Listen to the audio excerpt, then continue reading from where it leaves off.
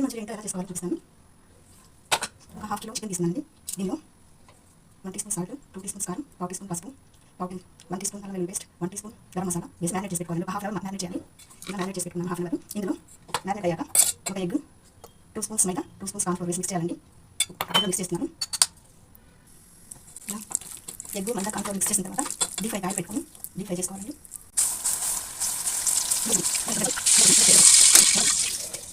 ఒక 2 spoons oil ఉంచుకొని అందులో కొన్ని పచ్చిమిరపకాయ ముక్కలు, ఒక 2 పచ్చిమిరపకాయ ముక్కలు, కొంచెం కరివేపాకు వేసి ఫ్రై చేయాలండి.